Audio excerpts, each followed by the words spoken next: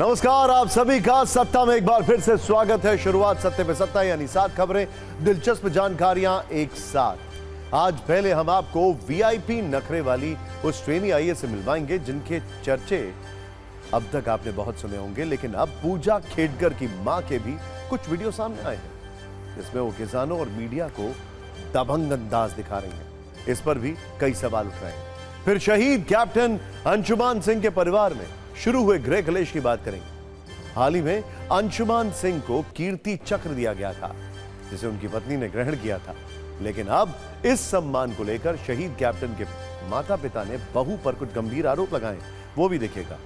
आज सियासत की सत्ता से भी बड़ी खबर आई है। केंद्र सरकार ने 25 जून की तारीख को संविधान हत्या दिवस घोषित कर दिया है और इसका नोटिफिकेशन भी जारी हो गया है। गृह मंत्री अमित शाह ने सोशल मीडिया पर इसकी जानकारी दी।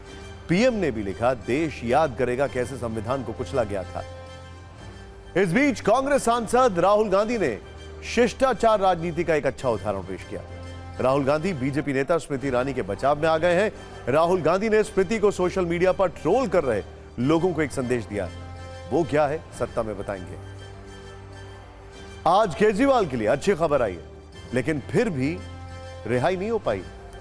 आज सुप्रीम कोर्ट ने शराब नीति घोटाले में उन्हें ईडी केस में तो जमानत दे दी है, लेकिन सीबीआई केस में केजरीवाल अभी जेल में ही रहेंगे। उनकी न्यायिक हिरासत 25 जुलाई तक बढ़ा दी गई। बड़ी खबर भारत के पड़ोसी देश नेपाल की सत्ता से भी है, जहां बड़ा खेल हो गया है और पुष्प कमल दहल प्रचंड की सरकार गिर गई है। सीपीएन यूएमएल के समर्थन वापस लेने के बाद हर्ष प्रचंड को बहुमत साबित करना था, लेकिन वो ऐसा करने में नाकाम रहे। अब सवाल यह है, नेपाल का अगला पीएम क्या चीन के रिमोट से कंट्रोल होगा? और आज सत्ता में हम आपको बाइडेन का गजनी अवतार भी दिखाने वाले हैं। कैसे भरी सभा में बाइडेन ने जेलेंस्की को पुतिन और कमला हैरिस को ट्रंप बता दिया। इसका वीडियो भी आ गया है। इसके बाद बाइडेन ने क्या कहा वो तो सुनना पड़ेगा।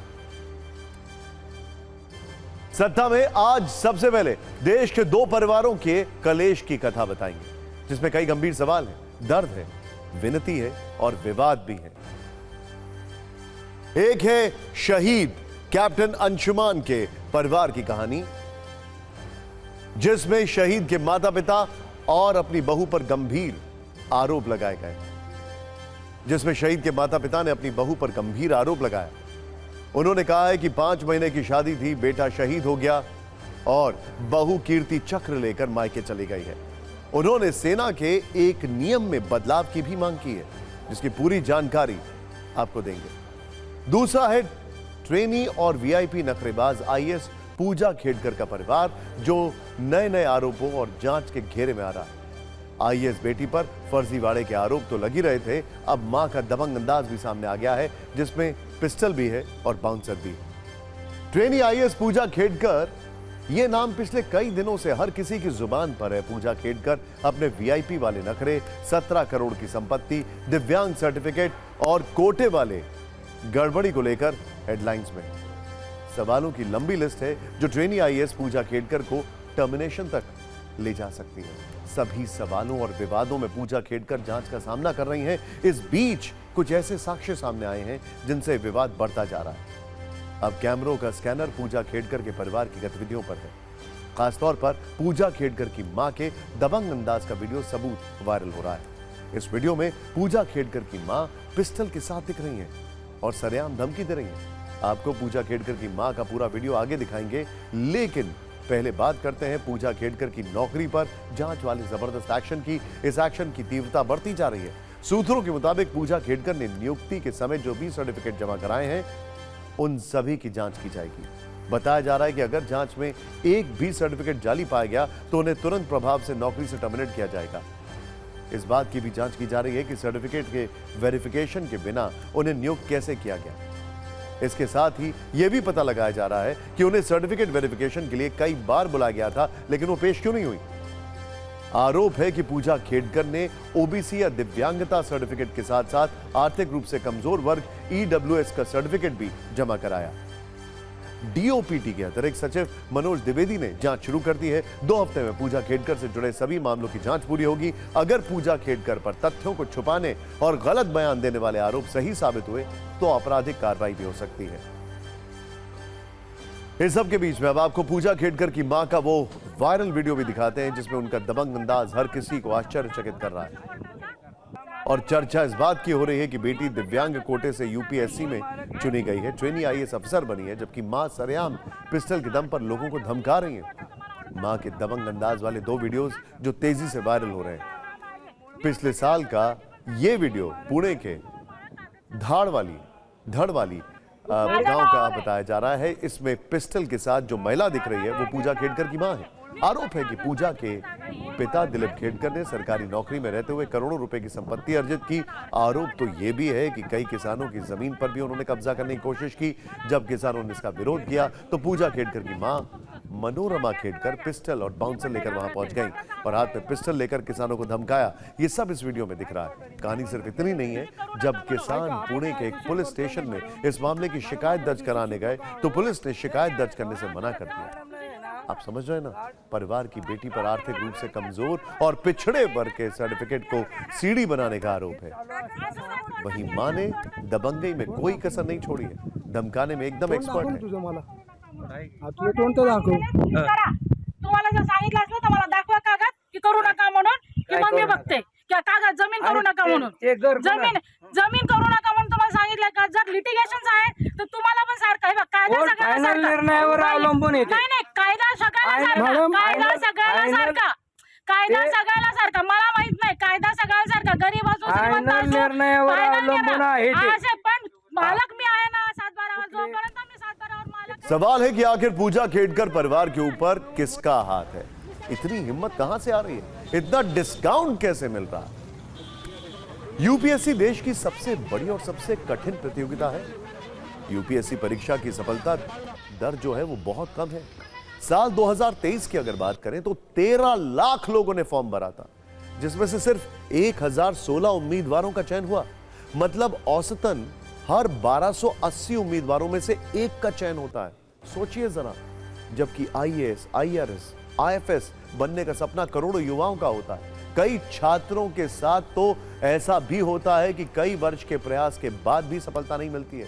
अगर ऐसी प्रतियोगिता में कोई प्रभावशाली परिवार सेंध लगा देता है, प्रमाण पत्र का इस्तेमाल करके अपने लिए आईएएस बनने का रास्ता निकाल लेता है, तो सोचिए कितना गंभीर मुद्दा है, कितना बड़ा प्रश्न चिन्ह है। सवाल है कि क्या ट्रेनी आईएएस अफसर पूजा खेड़कर ने अपनी तरकीबों से यूपीएससी को हाईजैक कर लिया था? क्या यूपीएससी की सिलेक्शन प्रक्रिया में पूजा ने सेंध लगा दी थी? क्या पूजा खेड़कर ने किसी गरीब और पिछड़े वर्ग के व्यक्ति का हक मारा था? आपको बता दें कि कल तक जो पूजा खेड़कर वाशिम में ड्यूटी ज्वाइन करने के बाद खुद को खुश बता रही थी, आज टीवी 9 भारतवर्ष के सवालों पर कुछ भी साफ साफ नहीं बोल रही है।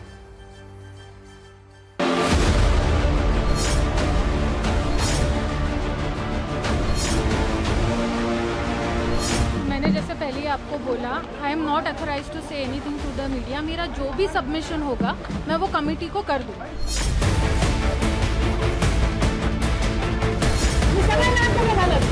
मीडियाशी ऑथोराइज नाही आहे बोलायला, त्याच्यामुळे मी ह्या मॅटरवर बोलू शकत नाही। आईचा तुमचा एक व्हिडिओ सुद्धा व्हायरल झालेला आहे, बंदुकीचा हात दाखवण्याचा व्हिडिओ असल्याचं बोललं जात आहे। मी ह्या मॅटरवर बोलण्यासाठी तुमच्याशी ऑथोराइज नाही आहे, त्याच्यामुळे मी ह्या मॅटरवर बोलू शकत नाही। वो गाड़ी के ऊपर 21 चालान पेंडिंग है और 26,500 रुपए का दंड बाकी है। और जिनके पास में 40 करोड़ की प्रॉपर्टी व्हाइट में उन्होंने बताया, उनकी प्रॉपर्टी दिखाया नॉमिनेशन के उनके फादर ने, वो क्रिमिनल के दायरे में कैसे आ सकती है? तो ये सब जो बातें, ये क्वेश्चन खड़ा करने वाली बात है। इसमें बहुत गड़बड़ी लगती है। लोगों की मांग है कि इसकी इंक्वायरी होनी चाहिए।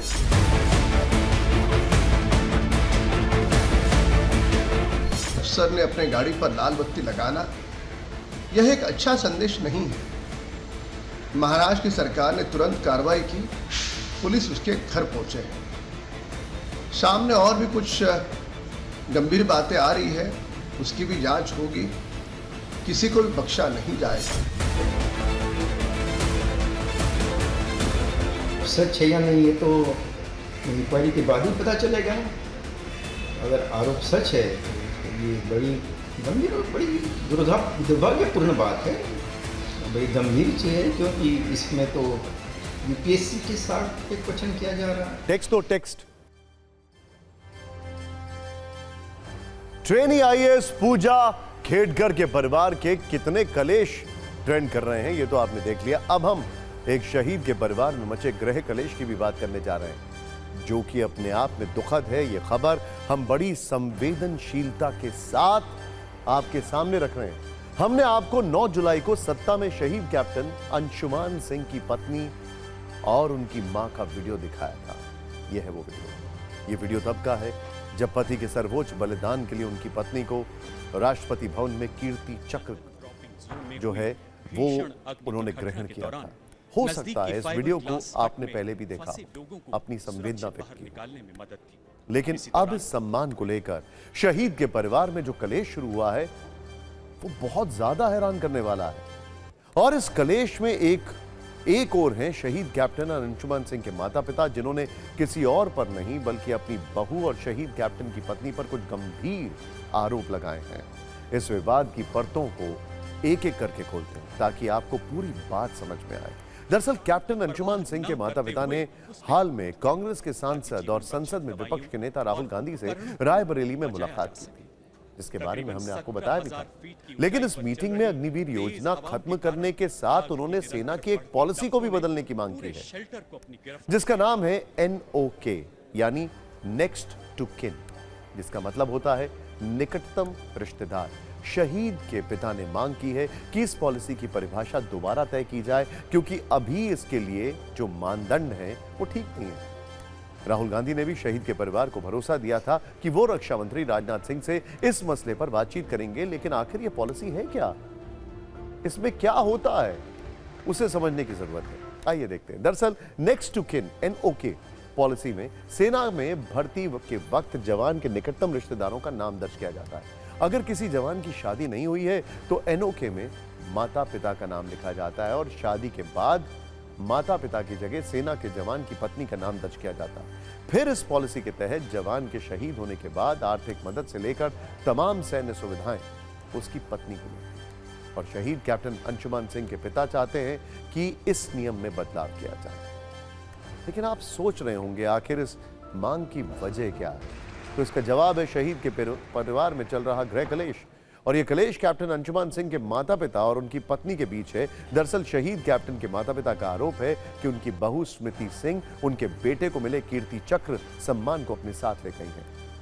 अब बहू ने उनका घर भी छोड़ दिया और अपने मायके में रह रही। जब TV9 भारतवर्ष ने शहीद कैप्टन अंशुमान सिंह के माता पिता से बातचीत की तो उन्होंने अपना दर्द हमारे कैमरे पर बयां किया। उन्होंने बताया कि जब बेटा शहीद हुआ तो बहू 13वीं तक देवरिया के घर पर उनके साथ थी।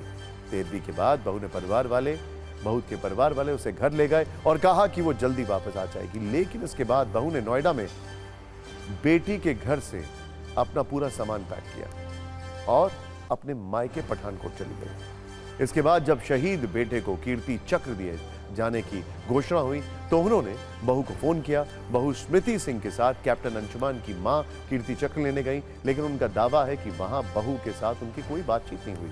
इसके बाद जब शहीद के माता पिता ने बेटे की बरसी पर उन्हें घर बुलाया तो उन्होंने आने का वादा तो किया लेकिन नहीं आए।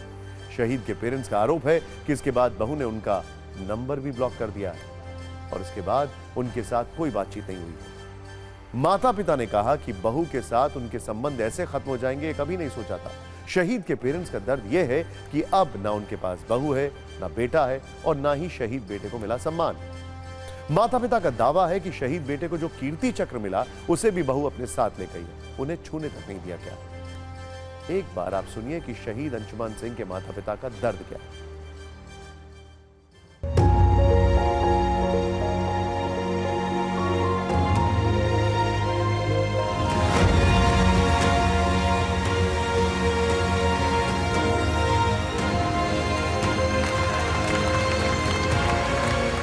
मैं तो बहू से मेरी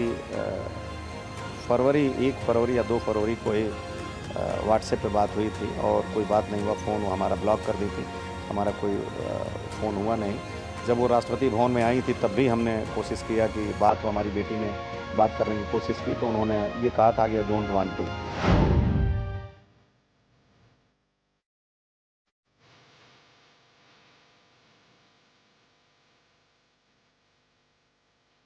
भारत मंडपम में अपना इंटरव्यू दिया, वो भी मुझे लगता है कि शायद सत्य से कुछ परे था, क्योंकि उन्होंने ये कहा कि मेरी लॉन्ग कन्वर्सेशन हुई थी about future, about kids, about house, जबकि वो रात को 9:30 बजे से और 12 बजे तक ITR अपने दोस्तों का भरवाने के लिए हमारे साथ लगे रहे। मेरी जो जानकारी उसमें 1 या 2 मिनट उनकी बात अंशुमान से 18 तारीख की हुई थी और कोई बात नहीं हुई। Captain Anshuman Singh, army medical corps. इस चीज़ का सबसे ज़्यादा अफसोस है कि वो हाथ लगाने को नहीं मिला, क्योंकि वो सबसे बड़ा सम्मान था, छूने को नहीं मिला। आपने कहा छूने को वहीं राष्ट्रपति भवन में, सब वो तो मीडिया में है, छूने का बात तो अलग है। एक बार बहू बोलती कि माँ आप एक बार खोल के देख लो, तो वो दर्द है। फादर को तो छूने का भी वो सौभाग्य नहीं हुआ।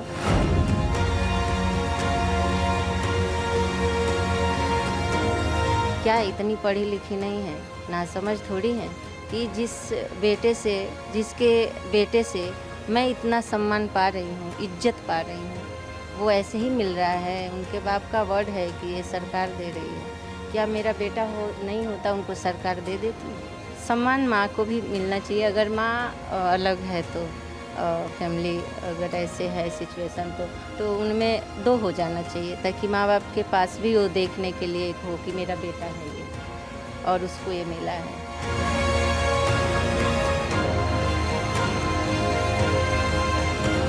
कुछ भी इस पे नहीं है कि हमें किसी भी प्रकार का कोई पैसा हमें मिल जाए, चूँकि मैं सक्षम हूँ अपने परिवार के पालन पोषण के लिए।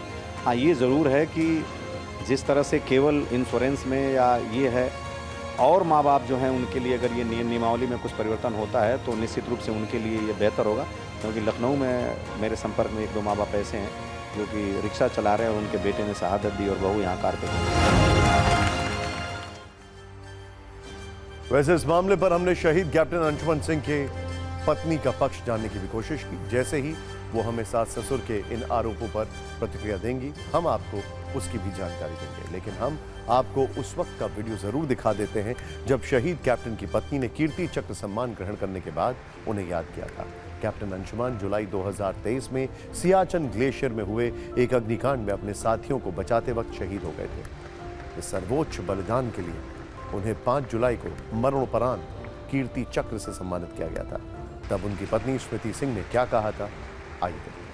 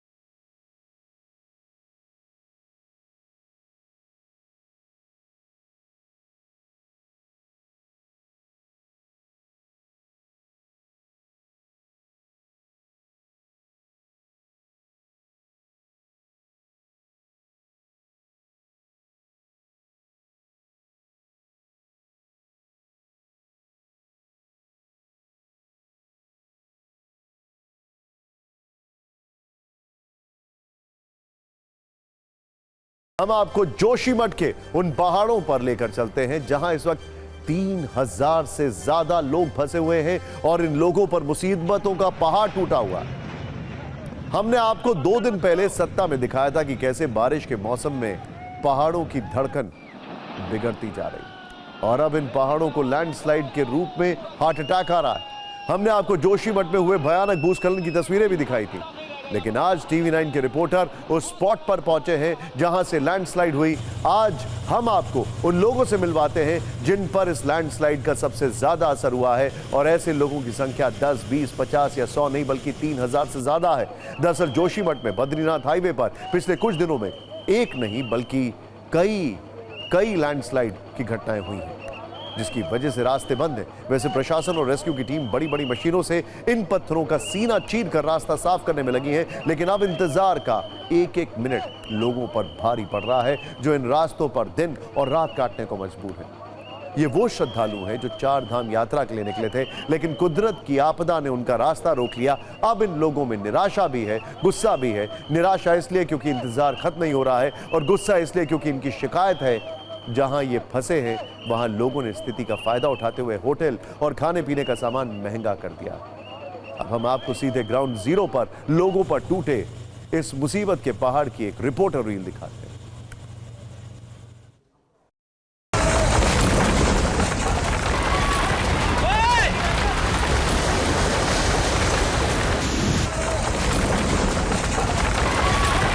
तीन दिन गुजर गए, हम 3 दिन से इंतजार कर रहे 4 धाम यात्रा जाने के लिए, बद्री विशाल के लिए, लेकिन रास्ता जाम पड़ा है।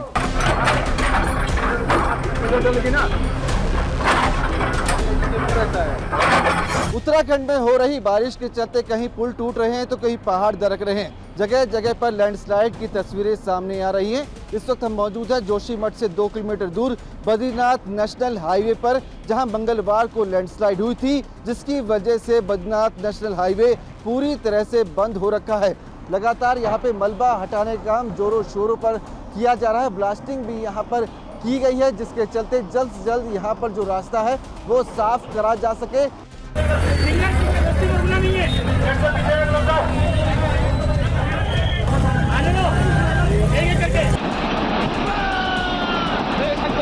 क्या स्थिति है, कब तक रास्ता खुलने की उम्मीद जताई जा रही है? अभी ब्लास्ट हुआ है तो उम्मीद है कि आज शाम तक रास्ता खुल जाएगा। इतने परेशान है कि फालतू, ना खाया ना पिया। 3 दिन से हैं सर, हमने 3 दिन से उधर गाड़ी डकी है, पर सर ऐसा है ना, कभी किसी को पैदल वाले को निकालते हैं, बाकी रास्ता तो बन नहीं रहा।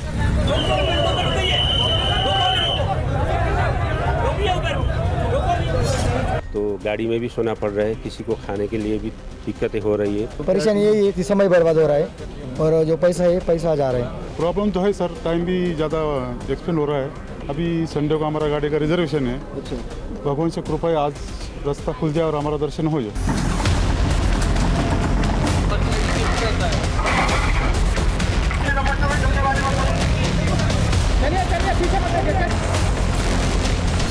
इस वक्त मौजूद है लैंडस्लाइड वाली जगह पर, जहां पर पैदल जाने वाले यात्रियों के लिए रास्ता खोल दिया गया है। कब से आप वहां पे थे?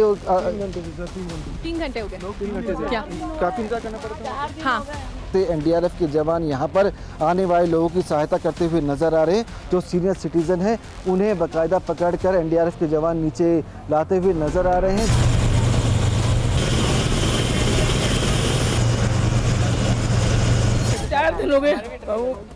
माता जी भावुक नजर आ रही है। माता जी कब वहाँ पे गई थी आप और वहाँ पे किस तरह से पहाड़ चढ़ के गए ऊपर, परसों गए पहाड़ चढ़ के, फिर आ रहे यार, फिर चढ़ा नहीं रहा हमारे से। चलिए चलिए पीछे मत लगे, चलिए।